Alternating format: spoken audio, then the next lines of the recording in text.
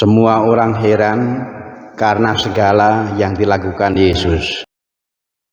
Lalu Yesus berkata kepada murid-muridnya, "Dengarkan dan camkanlah segala perkataanku ini.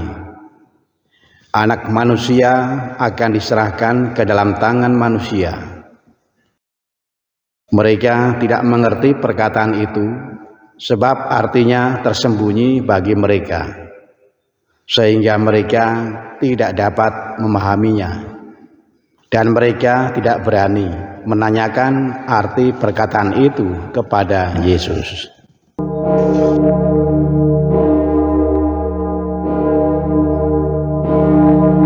Saudara sekalian yang terkasih dalam Yesus Kristus, saya menggunakan buku Ruah ini untuk banyak hal. Ini isinya antara lain bacaan misa harian, tetapi juga ada ringkasan isi bacaan itu.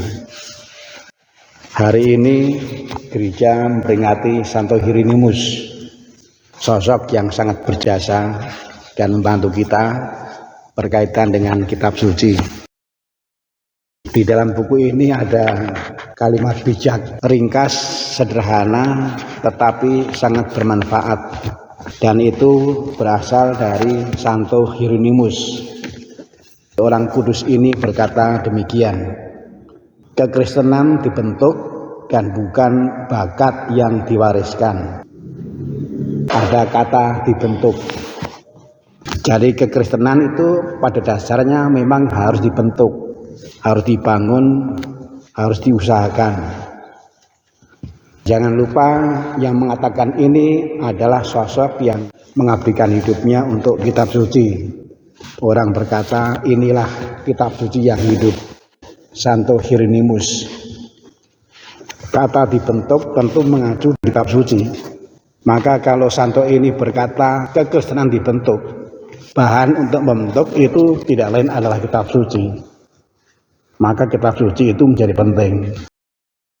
Pada umumnya sudah tahu bahwa kitab suci itu penting. Masalahnya adalah bagaimana memang memperlakukan sebagai yang penting. Waktu hadir di lingkungan Santa Teresia, ketua lingkungannya Yang Mulia Bapak Karol, di sana saya mengatakan, bagus kalau lingkungan itu juga menjadi wadah untuk secara rutin saling mengingatkan supaya setiap hari membaca kitab suci. Kalau ada yang karena matanya sudah ada gangguan lalu nggak bisa membaca, bisa minta tolong kepada orang yang serumah yang bisa membaca untuk membacakan.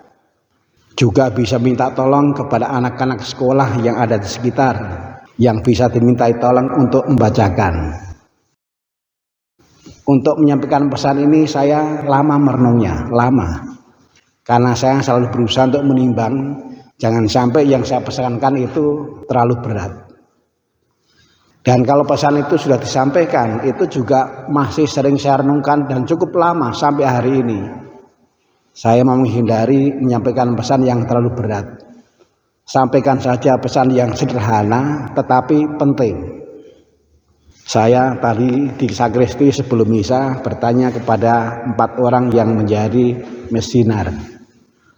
Saya bertanya kepada mereka, siapa yang setiap hari membaca kitab suci? Ternyata semua angkat tangan.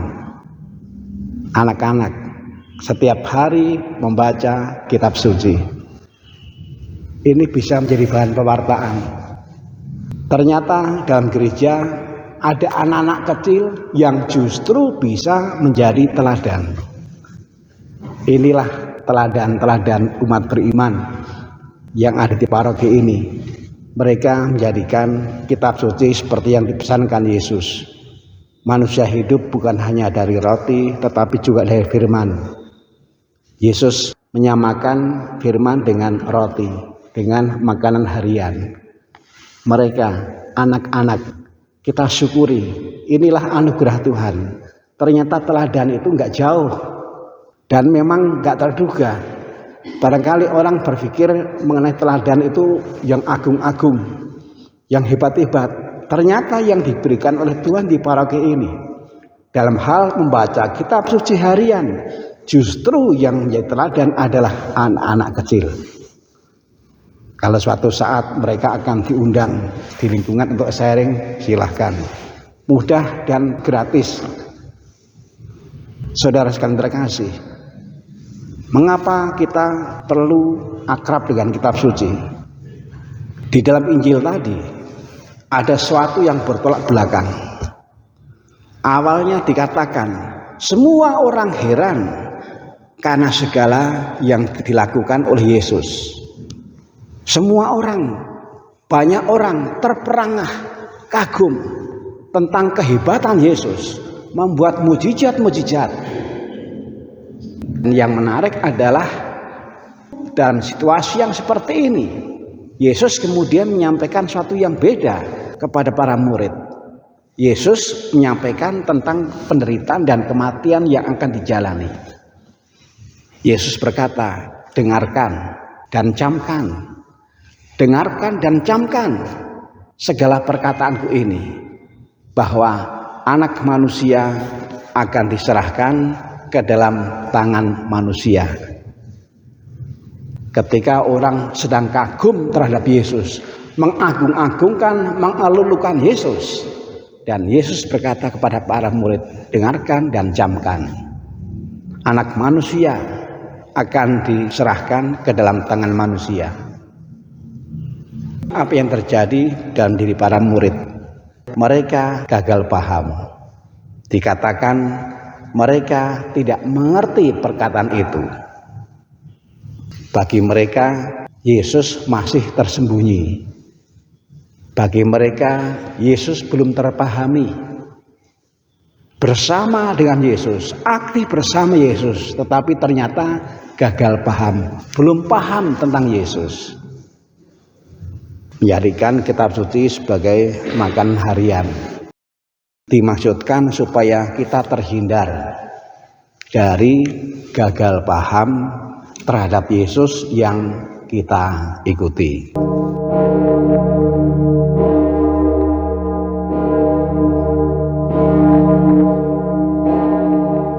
Selamat pagi. Selamat pagi. Saya melihat wajah anak-anak ini berseri semua. Pasti karena rajin membaca kitab suci ya. Ya. Siapa yang setiap hari membaca kitab suci? Aku. Ya, bagus.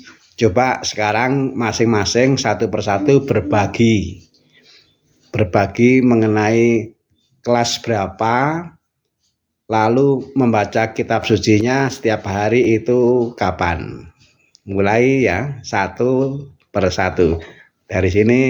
Saya kelas. Nanti dulu deh. Ya.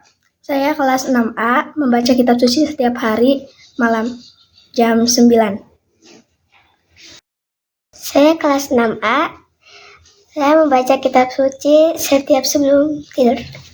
Setiap apa? Sebelum tidur. Setiap sebelum tidur.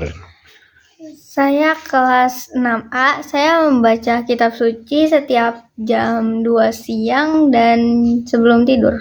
Jadi 2 kali? Iya. Wah, hebat. Saya kelas 6A, saya membaca kitab suci setiap hari pagi sebelum belajar. Aduh. Terima kasih ya. Ini diberkati Tuhan.